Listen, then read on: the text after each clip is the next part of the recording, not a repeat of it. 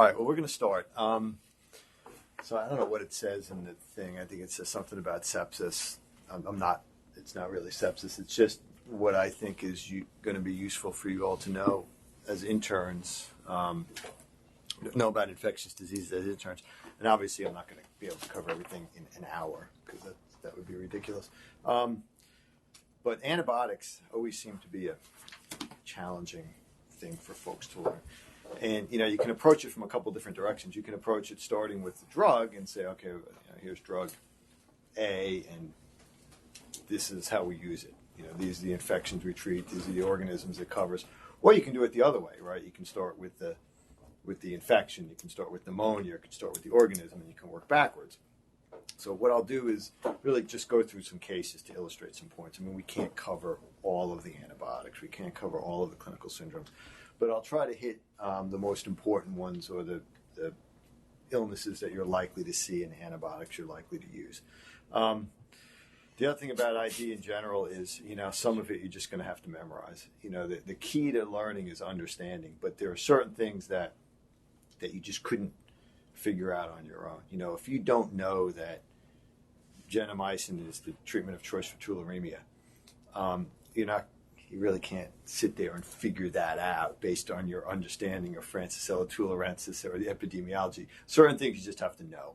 And so some of it is, unfortunately, just plain old memorization. Or you just need to look it up, right? So we have books. Everybody has a phone. You can look stuff up, too. So don't forget that. All right. So some basic concepts to start with. So empiric antibiotic therapy is what we do virtually every day. And what I'm focusing on is the inpatient side of things. So you admit a patient to the hospital, you do an H&P, and you diagnose, and you get an X-ray or whatever, you diagnose them with pneumonia. So that's the first step, obviously. You got to get the clinical syndrome right. And then you start antibiotics, but you don't know what the organism is. So that's what we call empiric antibiotic therapy. And the example I just gave you is number one here. So you make a diagnosis based on an H&P and some basic tests, and you say this patient has pyelo, this patient has meningitis, this patient has sepsis. You may or may not figure out what the organism is, but you certainly don't know it on the front end. And you still have to give them antibiotics, right? So that's empiric therapy. You make a diagnosis, you give them antibiotics based on what you think the likely organisms are. So that's probably the most common thing that you're going to do. The second category where we use empiric antibiotic therapy is, sort of overlaps with the first category, but the patient's real sick and they have shock, and it may end up being cardiogenic shock, it may end up being hypovolemic shock, but it could be septic shock too. So we have a lower threshold for starting antibiotics in people that end up in our ICU. And so, again, maybe it's infection, maybe it's not, but you're not going to take any chances because the patient's going to die if you don't start antibiotics and it ends up being an infection. Fever and neutropenia is a very specific situation. Most neutropenic patients with fever do have bacterial infections. Those folks need to be started on antibiotics right away.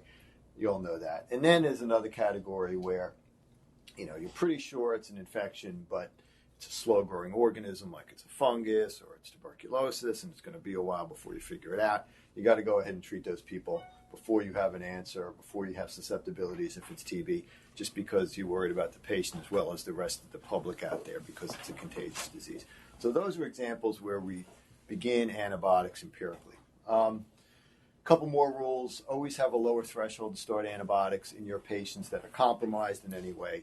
A young, otherwise healthy patient is going to be able to tolerate a lot more than an old, frail patient with multiple medical illnesses or somebody that's immunosuppressed. So have a lower threshold in those situations. Know about your hospital's antibiogram. I didn't wear my white coat in here, but there's a trifold thing that we have over here, and it's broken down by inpatient non-unit, and then there's an E4 antibiogram, there's an H4 antibiogram, there's an outpatient antibiogram, and that will help you because you have to know about your local resistance patterns in order to be more likely to get the right antibiotic on the front end.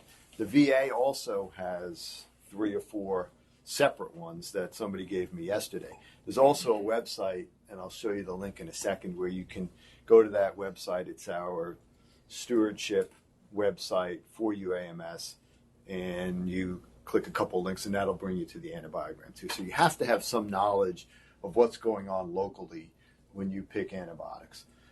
Try to get, the appropriate specimens for diagnosis before you start antibiotics, as long as there's not too much of a delay.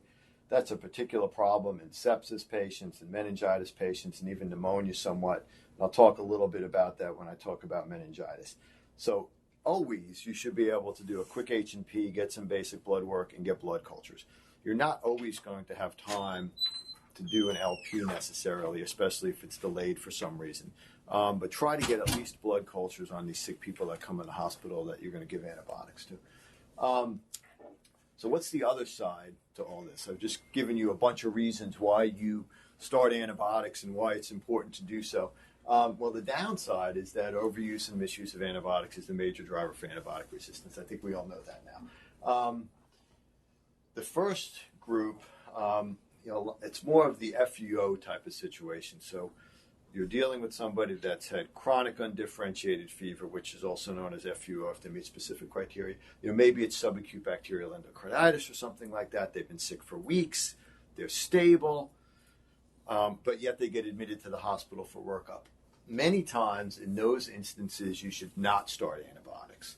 And the reason is if you start them and for some reason, so say you write an order, 2 sets of blood cultures, and then you specifically say, or you somehow do it, antibiotics to be started after blood cultures. Well, we know what happens. Blood cultures aren't drawn, or the nurse forget, whatever, something happens, the patient's on antibiotics. Next thing you know, you don't have blood cultures, they're on antibiotics, and now your yield on blood cultures is going to go down. So I hate that when that happens and we get consulted for somebody that might have endocarditis, and the only cultures we have are ones that were obtained after the patient already got put on antibiotics. So try not to do that. Obviously, if they're unstable, they're septic, that's a different scenario. But for these stable febrile patients, they don't all need antibiotics.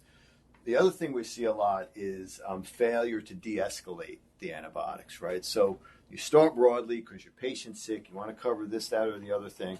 You get an answer, and you don't scale back and focus on that. You just keep everything going. Don't do that. De-escalate or stop the antibiotics as soon as you have enough information to do so. A couple specific examples where stewardship has become really focused on a couple things. One is not treating asymptomatic bacteria. Okay, so you get a urine culture on somebody, it grows something. Our brains tell us, well, gosh, culture's positive, we need to treat that. That's not the case. The patient's not symptomatic unless it's a pregnant woman or somebody that's about to undergo an invasive urologic procedure where, they're going to have uroscopy or stent placement or something like that. We do not treat asymptomatic bacteria. So it's only pregnancy or in anticipation of an invasive GU procedure. Otherwise, do not give those people antibiotics. Next one, treat infection, not colonization or contamination. Patients with chronic Foleys, 100% of them will have positive urine culture. The rate with which the culture is likely to become positive, it's like 10% per day. So by the time somebody has a chronic Foley, for 10 days, every single one of those people will have a positive urine culture. So now if they're symptomatic from it, that's different. But asymptomatic bacteria in that situation, we do not treat it. And culturing open wounds. Okay, so think about this. So somebody has a sacral decubitus that's been there for 2 months. Do you think when you run a swab over that, it's going to be sterile? Of course not. They're always going to be culture positive. So you do not treat wound cultures. If they have cellulitis, they have sepsis, that's different. But culturing an open wound and then treating that person, that's not going to help them. And it will waste antibiotics, it will waste resources, it will promote the emergence of resistance, it will promote C. diff. So don't do that either. So that's the downside. And so you have to balance it out. Stop me if you all have questions, by the way. We filled up, didn't we? Okay. So I'm not going to go through all this, but this is what should, to some degree, go through your mind every time you begin empiric antibiotics. So this is sort of where, if you like ID, this is the fun part. If you don't like ID, this is the tedious part, okay? Everything from pets to travel to tick exposure to sick contacts, all of that stuff, all that epidemiology, the host status. Do they have HIV? Do they have a spleen? Are they neutropenic? All of this needs to be going through your brain as you pick antibiotics. And in many cases, none of this will help you, but sometimes it will. A real important one is, past cultures. If you're admitting somebody with sepsis or a UTI, look back at their old cultures, right? If last month they had Staph aureus in their blood, that's going to be important for you to know that. So look at past culture results. I'll talk about risk factors for multi-drug resistant bacteria when we talk about hospital-acquired pneumonia. But all this other stuff should be considered. A couple particular situations where it's not just, is the illness going to be due to bacteria that is susceptible to what I give them, but also will what I give them get to the site of infection. So meningitis is the big thing there, right? So certain antibiotics just do not penetrate the meninges, whether they're inflamed or not, while others do. So that's a consideration. And then you can see the other things that are down there on the bottom. You always want to try to use the most narrow spectrum drug that you can. Again, when you're beginning empirically, that's going to be hard because you don't know what they have. But you don't want to mess up the patient's microbiome any more than you need to. So narrower is better as long as you know what you're doing with that and you have an organism. Does that make sense? All right. So this is an old antibiogram, but so say you're admitting somebody from the community with pyelonephritis, and you know that E. coli is the most common cause of pyelonephritis.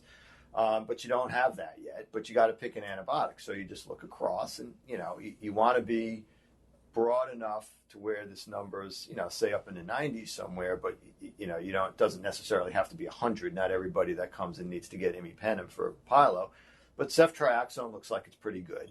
If you're in the clinic and you want to use something oral, by the way, cefazolin or cefazolin is representative of all first-generation cephalosporins. So this means that in 2014, and these are inpatients, 2014, 88% of our E. coli from the urine are susceptible to first-generation cephalosporins. That's not bad.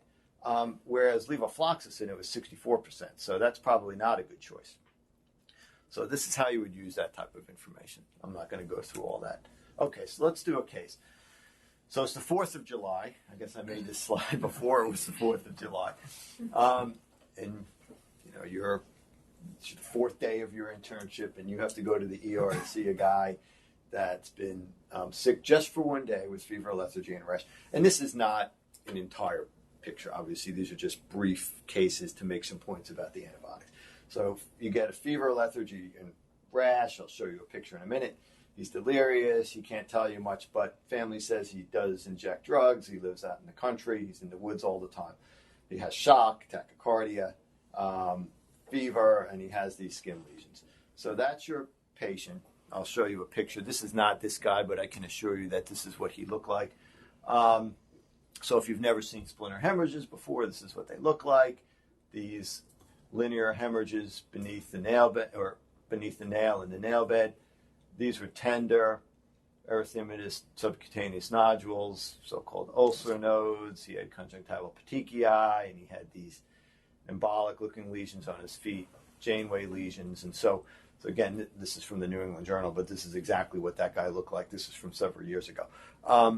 So you have to stabilize him, get him in the unit, give him fluids, do whatever else you need to do, get some blood cultures, and now you have to start antibiotics. So again, I haven't given you the total history, but I think I gave you enough to where you can at least generate a differential diagnosis in your head. This is not a clinical reasoning lecture, but the first step would be to do a complete H&P, which I didn't give you, and then summarize the case in a sentence or two. So you would say an acute febrile illness in a man who presents with fever, lethargy, and skin lesions.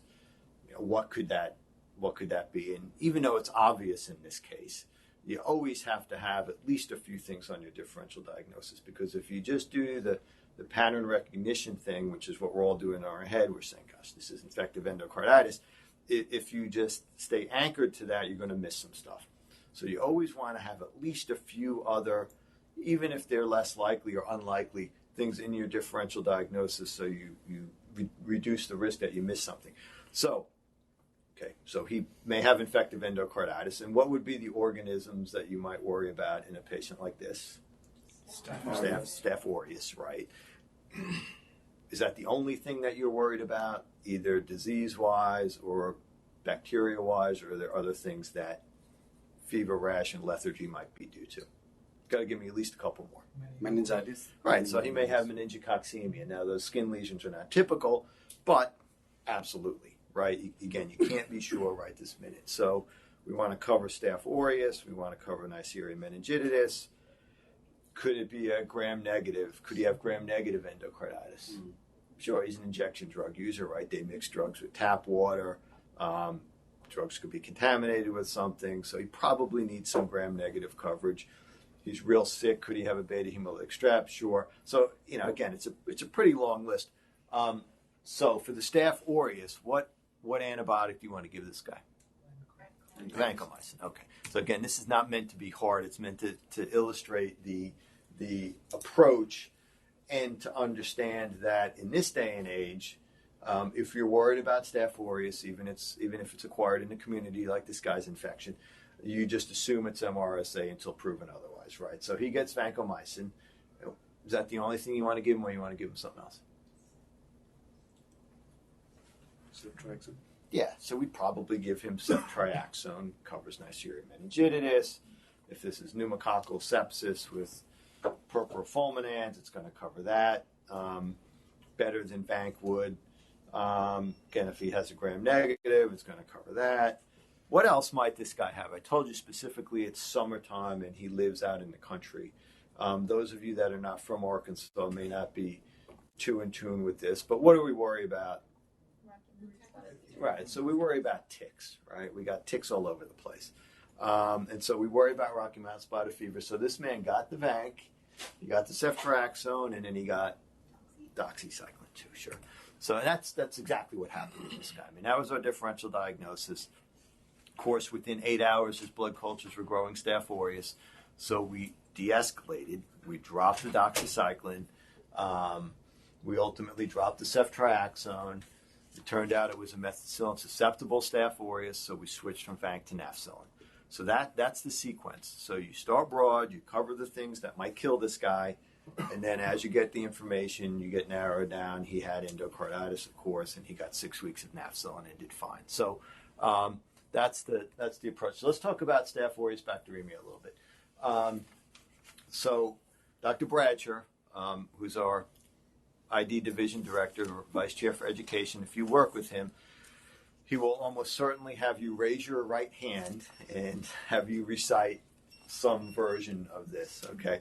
And it's never blow off Staph aureus from a blood culture. We don't care if it's 1 of 2, 1 of 10, 5 of 5. It doesn't matter. If somebody grows Staph aureus from their blood, it needs to be treated. It's not to say it couldn't be a contaminant, because you can have Staph aureus on your skin, but the risk of missing it when it's real is so great that we don't even worry about, is it real, is it not? If somebody grows Staph aureus from their blood, you are treating it 100% of the time. So is that, I don't need to make you raise your right hand. Okay. It's important to look for the focus and address that if there's one present, including a catheter, if that's the source, or the abscess that they have on their thigh, to drain that. So we start with Vanc, and then as the lab gives us information, we can make some changes. So it used to be, for methicillin-susceptible staph, we would always say you use an anti-staphylococcal penicillin like nafcillin, which is the one that most hospitals have. And you could still do that, but in the last few years, we've kind of realized that first-generation cephalosporins work just as well, and they are better tolerated when you're looking at the 4 or 6 week course. So except for CNS infections, like if they had a brain abscess, we actually now would favor giving cefazolin instead of nafcillin for MSSA. Used to be you would only do that if they were allergic to penicillins. Now we know that there's less nephrotoxicity with cephalosporin than with nafcillin. There's less hematologic toxicity because we see bone marrow suppression and weird things that nafcillin can do. But if you said nafcillin, that would be okay. Only use vanc if it's MRSA or if they have a severe beta-lactam allergy. Because again, why would you use vanc unnecessarily? It doesn't kill staph as well as a beta-lactam does. You have to monitor levels. You run into toxicity problems. So don't use vanc just for ease of dosing. I see, well, gosh, how are we going to get the person out on Ansef? It's 3 times a day. We'll figure that part out. Don't use vanc just for ease of dosing.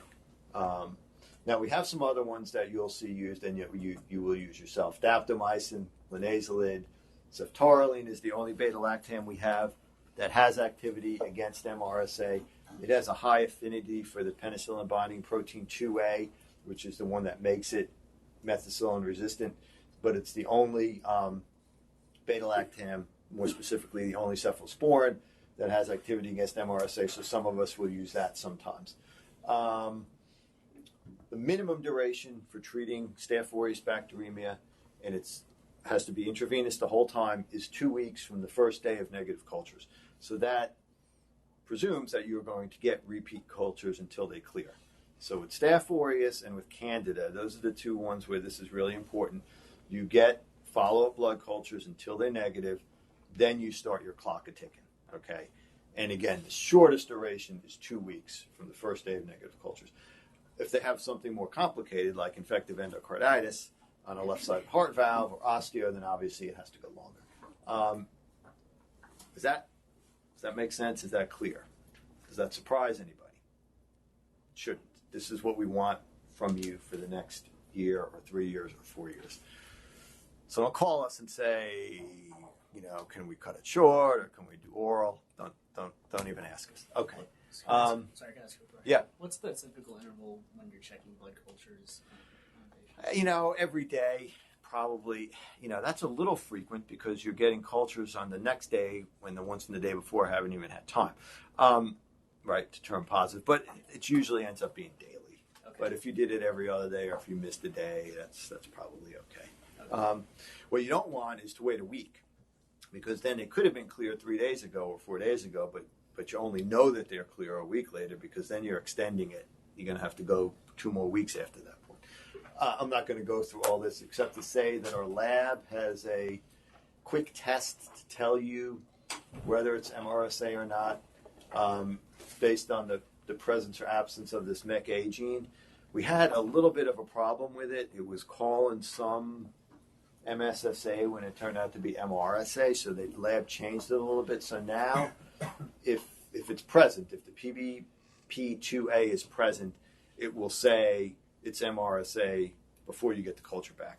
But if it's absent, and that suggests MSSA, they're actually not going to say that anymore until they figure out this glitch that they have. But if it's MRSA based on this quick test, and this might help you get the patient out of the hospital a half day earlier, right? Because normally we would have to wait for the actual susceptibilities to be done. That takes another day.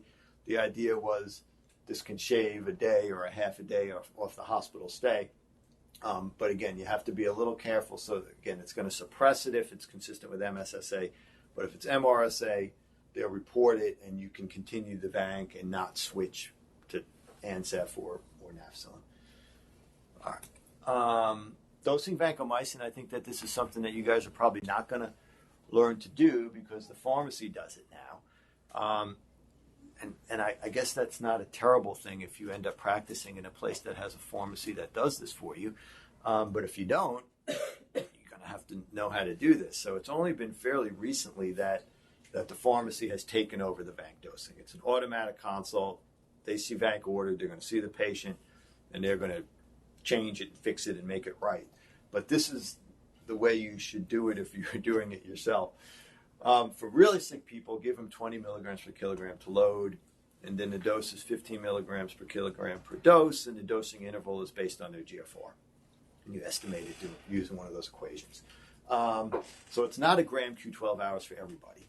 It's only a gram Q12 hours if you weigh about 70 kilograms, because 70 times 15 is about 1,000. And if you're my age and your creatinine's normal. If you're 18, you're probably going to need it Q8 hours. And if you're old and your GFR is low, then it might be Q day. So the dosing interval is based on the renal part of it. The amount you give per dose is based on the patient's weight, and it's not ideal body weight. It is their weight. So sometimes, we're given, I don't give more than 1750 per dose because that makes me nervous, but this is how you're supposed to do it. And if you get a trough, the hardest part of this is knowing that the timing is correct in terms of the labs, right? That's the trick. Was the blood drawn through the line that the vanc was being infused in? Was it really a trough? Was it, So that's actually the hardest part of figuring this out. But if you have a trough that you think is true and it reflects steady state, meaning it was drawn 30 minutes before the fourth dose, your goal is 15 to 20. If that's too low, you need to compress the dosing interval. If it's too high, you need to spread it out a little bit. That's my simplistic way of doing it, and it usually works pretty well. Now, when your renal function's all over the place, especially when it's getting worse, we'll do this. You just give a dose, and the next day in the morning you check a level, and you sort of do it based on these random levels and doses like that. But again, the pharmacy will help you do all this. So diabetic foot ulcer. Changing gears. 33-year-old man with a 5-day history of fever and a swollen foot. He's had this ulcer on his foot for weeks that he knows about. It's probably been months since he can't feel his feet. He's been treated with different antibiotics. Nothing's helped. He's diabetic, poor control. This guy's sick. He's febrile. His foot's swelling. There's pus draining from his foot. He has red streaks running up his leg. Sensory deficits consistent with peripheral neuropathy. No surprise there. So this guy needs several things, right? He needs to be stabilized. We always x-ray the foot of diabetics that come in like this because we are looking for a foreign body that they can't feel. And you'd be surprised. You've probably seen this. We see tacks, nails, staples, paper clips, I don't know, whatever else you can think of, pieces of glass stuck in their foot. And of course, this guy had a surgical consult and ended up having an amputation. But what bugs and drugs? So this bugs and drugs thing, I can't take credit for that. One of our pediatricians has been using that terminology for a long time. So what bugs are you worried about, and then what drugs are you going to use to cover those bugs until you know what's going on? So this is hard, right? Because this guy has, on average, probably 4 to 5 different bacteria that will grow in the culture. And so I'll just flip through it real quick so we don't belabor this. Diabetic foot ulcer. The first, when they get infected, obviously some ulcers are not infected, but the players early on, the first ones to appear are what you would expect in a skin and soft tissue infection: Staph aureus and strep. Sometimes some enterococci. So in early infections, these may be the only organisms there. So if this is an outpatient situation, you could potentially give somebody like that, doxycycline and cephalexin to cover strep with the cephalosporin and MRSA with the doxy, that kind of thing. But we're talking about a sicker patient in the hospital. You still need to cover those bugs. Later, additional bugs are added in, like gram-negative aerobes, and for some reason Proteus seems to be an early player in a lot of these infections, but later on it could be essentially any gram-negative. And then as they go through courses of antibiotics and there's more tissue necrosis and more pus, anaerobes come into play. So, there's obviously multiple different ways to skin this cat. You have to have the vanco, right, for the MRSA, and then you can do plus whatever. So piptazo, carbapenem, those drugs have great activity against anaerobes. So piperacillin tazobactam, if you're using this drug to treat a diabetic foot infection, an intra-abdominal abscess, a pelvic abscess, whatever, an abscess somewhere, you don't need the additional anaerobic coverage from metronidazole because it doesn't add anything. So if you're using Zosyn, Piptazo, or imipenem, or meropenem, you don't have to add another drug for the anaerobes because those drugs have great activity against anaerobes. So you could do a vancomycin Zosyn, you could do a vancomycin imipenem. If you don't do that, you use a third-generation cephalosporin. You will have to add, generally, we use metronidazole. So it might be vanc, ceftriaxone, metronidazole to cover these bugs. Boy, that mouse is sensitive. There's some other options, if it's fluoroquinolone susceptible, gram-negative that you grow in your cultures. You could do a fluoroquinolone plus metronidazole. I showed you the antibiogram briefly. A lot of our gram-negatives are resistant to levo and cipro, but if you happen to have one that's susceptible, then you can do that. We have a guy at the VA right now. He has a proteus in his foot that's levo susceptible. We're going to send him home on levo and metronidazole orally. The reason you can do that is because the oral bioavailability of fluoroquinolones is so great that blood levels rival what you get intravenously. So generally, at least initially, somebody this sick, of course, would need IV treatment. But for osteomyelitis, we generally use IV therapy for the entire time. But exceptions would be if you could use a fluoroquinolone if the bugs are susceptible, because it is so well absorbed. They penetrate well into bone. So again, if it's a situation where you know that you have susceptible organisms, a levo metronidazole is a nice combo to use. So again, and that's not every option, but just think about what might be there, what do I need to cover, and then, pick the right combo. All right. Questions about diabetic foot? I mean, there's a lot to say there, but actually I remember this guy. You know where your call rooms are in 3A? They used to be patient rooms. The first room on the left when you walk in 3A is where this guy was. You all don't sleep in there though, right? Because I'm telling you, this guy's foot, I don't care how they clean that room, there is no way they got it clean. He was literally sitting on the edge of that bed, and there were just globs of stuff falling out onto the floor. I think that one's like a family medicine. Yeah, so good. Family medicine sleeps in there. Good. All right. Meningitis. So this was a lady we saw. It's been a while now. Had a splenectomy. I don't think it was Hodgkin's disease. I think she had a car wreck years ago. And she came in abruptly sick with fever and headache. And I give you the diagnosis here. So she obviously has bacterial meningitis. And these are her legs. So really sick, a CSF that has thousands of polys, undetectable glucose, and a protein of 150. Here are her legs again. So what organisms are you worried about in this asplenic lady with bacterial meningitis, and what antibiotics do you want to give? So give me a bug. Strep pneumoniae and meningococcus, right? So again, these are not intended to be terribly difficult. So we give ceftriaxone and vancomycin. And because of the site of infection in this situation, we use what we call meningitis doses. So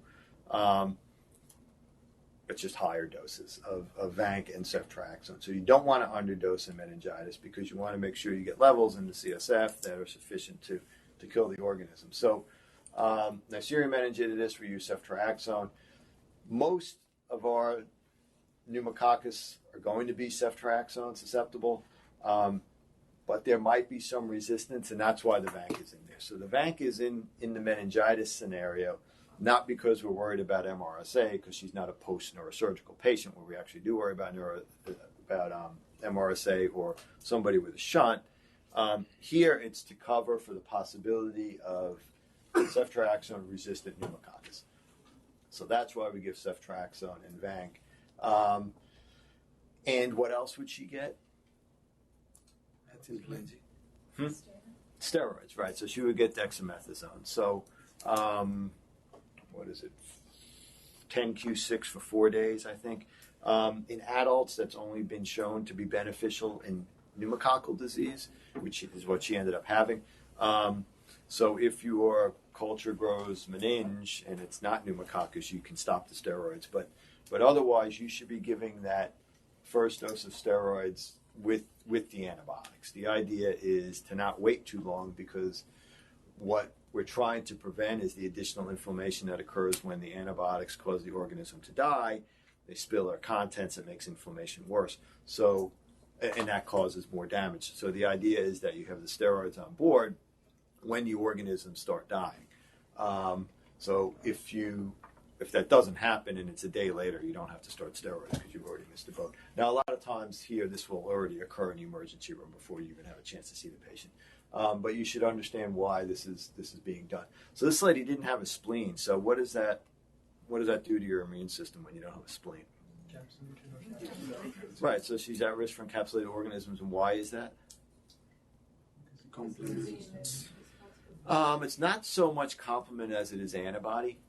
So these encapsulated organisms, in order to be ingested effectively by our polys, the poly needs to see the FC receptor dangling from this end of the antibody. And since the spleen is an important site of antibody production, when you don't have a spleen, you're at increased risk of invasive infections due to encapsulated organisms. And again, she had pneumococcus. A little bit of a tangent. It didn't apply in this lady, but remember, if you're dealing with the neonate, which I never do, but I certainly see elderly patients or patients that have cell-mediated immunosuppression, we worry about another organism, Listeria, right? So we add ampicillin.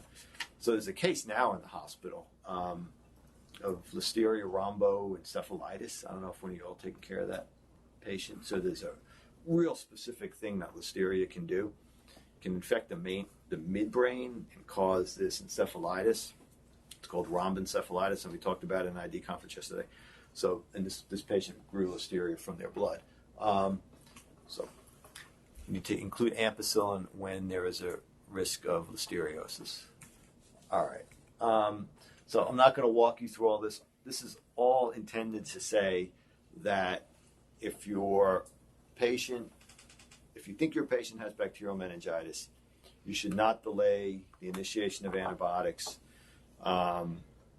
probably more than 30 or 40 minutes. So if they need to go off and get a CT scan before they get their LP, you got to give antibiotics before they go off and get their scan. You probably know that. So, and that's shown here in the flow diagram. So if they need a scan, and not everybody suspected of bacterial meningitis needs a scan, although 99% of them get a scan, because the fear is that they might herniate when you do the LP. So that's the list of conditions. Immunocompromised, you can read the rest of them. So if you're going to do that, if you're going down that pathway and they're going to get a scan before they get a needle in their back, you need to start antibiotics first. But if they don't need a scan and you're not going to delay the LP because they're coagulopathic or something like that, then you can get the LP before you give antibiotics because it'll be a better yield. So that, again, that's just all to say don't unnecessarily delay antibiotics when you're dealing with meningitis. Not everybody needs to have a CT, but again, a lot of times that's not a decision you guys make. It's already been made in the emergency room. Questions about that? Okay. All right, so pyelo, pretty straightforward one. It's impressive. If you've never seen somebody with pyelonephritis, and you probably have, I'm always impressed with how sick that a otherwise healthy, typically young woman can be with pyelonephritis. They have headache. Sometimes they'll have diarrhea. I mean, they're throwing up. It can be really terrible. Fever, chills, flank pain, nausea, vomiting. Dysuria frequency for a few days before. She has a fever and she has CVA tenderness. So not everybody with pyelonephritis needs to get put in the hospital, right? She does because she's throwing up. So you're not going to treat her as an outpatient because you can't keep her antibiotics down.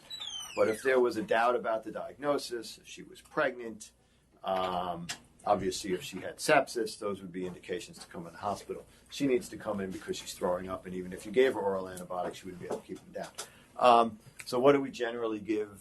What bugs are we worried about, and what do we generally give for community-acquired UTI? E. coli and the drug ceftriaxone usually, right?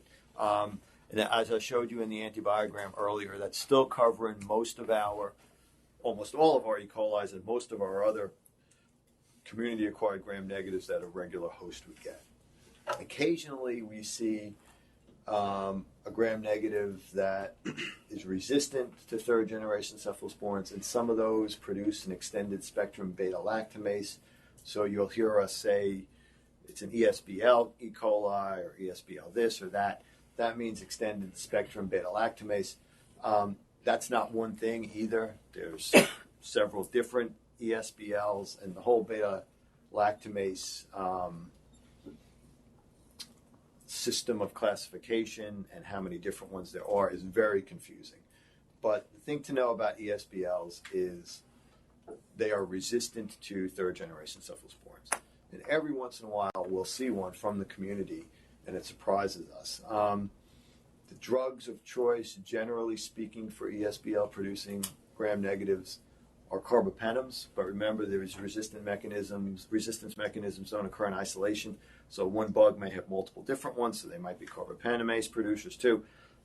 It's hard to know up front, but for the most part, ceftriaxone is your go-to drug for the community-acquired pyelo. You know, you could make a case if the person was so sick that they went to the unit, you know, and they had septic shock and severe sepsis and multi-organ failure, that starting with a carbapenem, I mean, I don't think anybody would fault you for that. You can always pare it back later. We do not use fluoroquinolones anymore unless we already have the culture in our hand and we know it's susceptible, because there's just too much resistance. As I showed you in the antibiogram, you're only going to get 65 or 70% of them anyway. And we could never use moxifloxacin because that's the one fluoroquinolone that never gets into the urine. It just doesn't get excreted that way. Having said that, if you're treating somebody with ceftriaxone and they start to get better and you get your culture back and it's a Cipro-susceptible whatever, you can switch and send them home on that. Just don't start with it. And the reason that helps is, as I said before, fluoroquinolones are extraordinarily well absorbed. They get high levels in the urine, and you don't have to treat as long for pyelo if you use a fluoroquinolone. So if you use a beta-lactam to treat pyelo for the whole time, you have to go 14 days. You can do 7-day courses if you use a fluoroquinolone. So it allows you to shorten it a little bit. Again, there's drug interactions, there's other things to consider with the fluoroquinolones, but I still use them if I know the bug is susceptible. You're just not going to know that on the front end. Okay, so pneumonia. Typical case, you can read it. Bronchial breath sounds, egophony, dullness, percussion. Notice how I specifically gave you that. If you're with me, and you should probably apply this to everybody, you know, when you're examining somebody's heart, lungs, abdomen, remember there's 4 things, right? There's observation, there's auscultation, there's percussion, there's palpation. You need to do those things. Don't just say coarse breath sounds. That's not even an accepted term. So there's wheezes, there's rhonchi, there's crackles, there's rub. Those are the abnormal adventitial sounds. I say here that they have bronchial breath sounds. So the expiratory phase is just as long as the inspiratory phase. Normally you hear that over the large airways. When it's out of the periphery, it suggests consolidation. That's what you guys need to be putting in your H&Ps when you're admitting somebody with a lung problem. And the chest x-ray shows pneumonia. So the first thing for pneumonia is to decide whether or not to admit the person to the hospital. So the easiest way to do it is to use the curve 65. Let me talk about etiology real quick. This is a recent study. Don't go through all this, just cut to this. So this is a study where they were looking for the cause of pneumonia in people who are hospitalized with state-of-the-art technology and every kind of test you can think of. They got a pathogen 38% of the time. And most of the pathogens they got were viruses. And the most common bacteria was only detected in 5% of the cases. So a lot of patients who have pneumonia don't even need antibiotics. And we're getting better at trying to identify those that need antibiotics and those that don't. And I'll talk about that a little bit in a second. All right. Talk about it right now. So procalcitonin. So this is a test you're all probably familiar with it. How many who didn't go to school here had procalcitonins at their place where you guys were students? Okay. How quick did it come back at Mississippi or Shreveport? How quick did it come back for you guys? Not quick enough for you to really make a decision. Yeah, not quick enough to make a decision. So you need to have it in your hand, okay? The VA does them in-house. Here it's a send-out still, I think.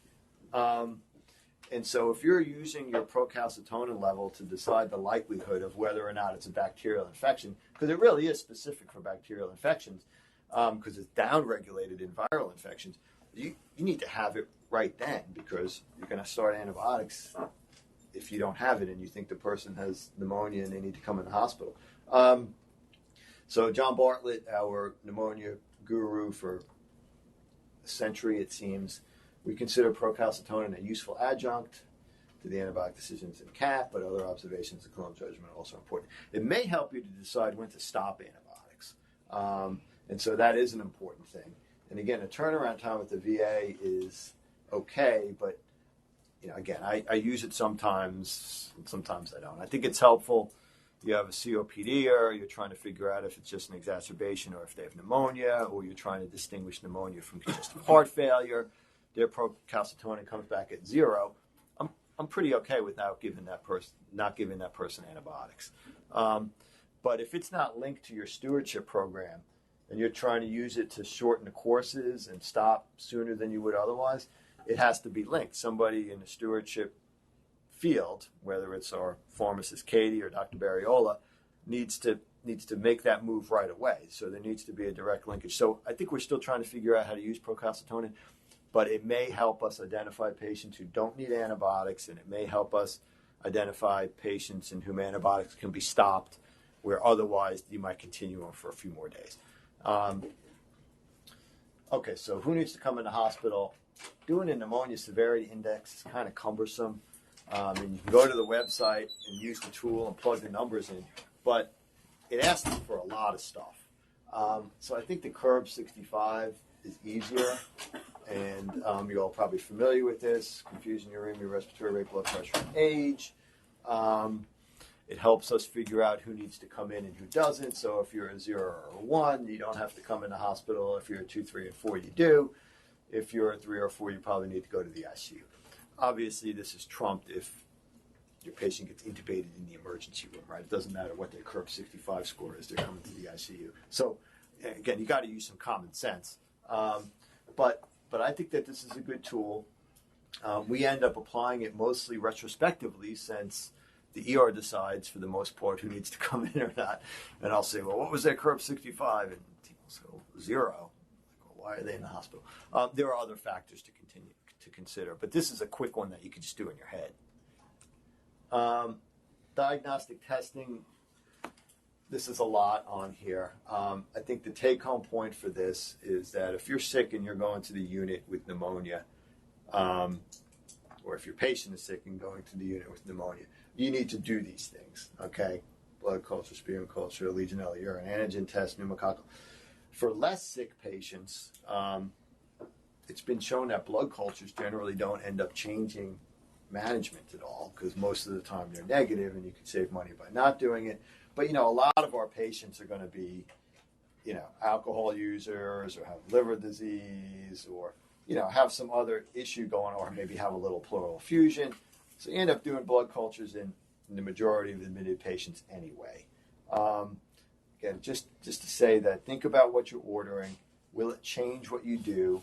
Well, sure. If your urine antigen test for Legionella came back, you would just treat them for Legionella. Yes, that would help you. If it comes back negative, you're not going to not treat them for it. So again, not everybody needs every test, and the sicker they are, the more testing they need, is the way this works out. So about the microbiology of community-acquired pneumonia that's listed there. So the treatment. I don't know how easy this is to see. You guys probably know this, so don't worry about the outpatients, because we're not talking about that today. So you admit a patient to the hospital. Their Curb 65 is 2. They don't go to the unit. You have 2 choices. You can give them a respiratory fluoroquinolone, or you can give them a beta-lactam and a macrolide. You all knew this from being medical students. Fluoroquinolones have gotten a bad rap. There's all sorts of black box warnings now. We've known about the Achilles tendon rupture for decades. It's more of an accumulative type of thing. Arrhythmias, drug interactions. But, if you can give levofloxacin, that's a good choice, because then they can just go home on that. Beta-lactam and macrolide generally consists of ceftriaxone and azithromycin. They go to the unit, it's a little bit different. And the little bit different is that monotherapy with a fluoroquinolone has not been well studied in patients who go to the ICU. So you can't just do the levofloxacin by itself in the unit patient. You can do ceftriaxone and levo, or you can do ceftriaxone and azithro. And a lot of times, I would say close to 100% of the times, if they go to the unit with pneumonia, you have to cover MRSA. They have that down here, way down at the bottom. If community-acquired MRSA is a consideration, add vancomycin or linezolid. you probably need to do that for most of your patients. If it's multilobar, especially if it's cavitary, if they have risk factors for MRSA, or if they just look really sick, you end up doing a Vanc, Ceftrax, or N-Azithro for a lot of these people. Does that make sense? Okay. We probably have been treating community-acquired pneumonia for too long. These are old guidelines. They're in the process of being updated, but these are the latest ones we have for community-acquired pneumonia. 2007, so they're 9 years old, 10 years old. So the new ones are being worked on. But even back then, 9 years ago, experts were saying that 10 to 14 days is just way too long for pneumonia. A lot of patients can be treated just for 5 to 7 days. So you obviously want them to be getting better, and there are things that signify clinical stability, and I'll show you that on the next slide. This thing where you switch them to oral and then you watch them for another day in a hospital to make sure they don't get sick again, you do not need to do that. So, as long as they're starting to get better and they're clinically stable, you can switch them to oral and discharge them. And they should get at least 5 days of treatment. Again, 5 to 7 is generally what most of us do now. And these are the criteria for clinical stability. It's a little tricky. What if the person's on home O2? Do they get the 0.4, whatever that is, the fifth one down or not? So these are not applicable to every patient, but the idea is to apply measures of clinical stability. If your patient meets all but one of them and they can take PO, they can go home. And again, most patients, you probably won't need to treat them for more than 7 days. Does that make sense? Again, trying to save the antibiotic. All right. We're running out of time, but we're probably going to finish. All right. So HAP and VAP. All right. So these guidelines are new. These are just 2016. So they've taken out HCAP. So the healthcare associated pneumonia terminology is now gone. It's either hospital-acquired pneumonia, HAP, or ventilator-associated pneumonia, VAP. And it used to be that VAP was a subset of HAP, but now they don't do that. It's either ventilator-associated or hospital-acquired. So if you're not on a ventilator, it's HAP. If you are, it's VAP. So here's our definition. A new infiltrate plus clinical evidence that the infiltrate is of infectious origin, which includes stuff like fever, nasty sputum, white cell count, decline in oxygenation. So you could imagine that there are, when you have these ICU patients and they're on the ventilator, there are lots of different reasons for them to have a pulmonary infiltrate. There's lots of different reasons for their white cell count to go. So our ability to diagnose HAP and especially VAP is not great. There's all kinds of scoring systems, but generally this is what we end up using. Oh, there's something new on a chest x-ray, and their respiratory secretions are thick and yellow and they weren't like that before. Or they have a high white cell count, or they're running fever, or we're having to increase the FiO2. So here are the definitions. If it wasn't incubating at admission and it occurred more than 48 hours after admission, it's HAP. If they've been on a ventilator for more than 48 hours, it's VAP. So those are the definitions. You pick your empiric antibiotics, considering whether or not you think your patient's at risk for multi-drug resistant bacteria, especially Pseudomonas, and or at risk for MRSA. And so you need to look at the antibiograms. And so there's a chest x-ray. All right. So microbiology, it's gram-negative aerobes, Staph aureus, especially MRSA. Anaerobes, for various reasons, are not very common in VAP. Legionella has occurred in the healthcare setting, and Candida does not cause pneumonia. Let's just leave it at that. So risk factors for MD are VAP, and this is a lot of our patients. And the big thing that you see for multi-drug resistant gram-negatives, for MRSA, for Pseudomonas, is prior IV antibiotics within 90 days. And the reason they took out the HCAP, the people that are living in a nursing home, is because as it turned out, they looked at that more carefully, it wasn't so much that the patient was living in a nursing home, it was that they had received antibiotics within the 90 days. So that specific factor really didn't add anything to what's shown here. So antibiotics within 90 days, IV antibiotics within 90 days, they have septic shock, if they have ARDS, if they've been on the ventilator for 5 days, if they're getting dialysis, all those people are at risk for MDR bacteria. And then you can read the rest. Again, the big thing is having been on IV antibiotics within 90 days. That's because antibiotic use promotes the emergence of resistance, and it's probably a marker for overall other badness too. Does that make sense? Okay. So what you end up doing is something like this. Again, you've thought through it. Gosh, this guy was on IV antibiotics because he had chronic osteo, and he came in with sepsis, and he's on the vent now, and all this stuff going on. So you've considered all that. Generally use Vanc or linezolid to cover MRSA. To cover your gram negatives, you can use Piptazo, which is Zosyn, of course, Cefepime or Ceftaz, the carbapenem. Don't have a whole lot of use for Aztreonam, Monobactam. It's not going to get you much more than a cephalosporin would, with a few specific exceptions.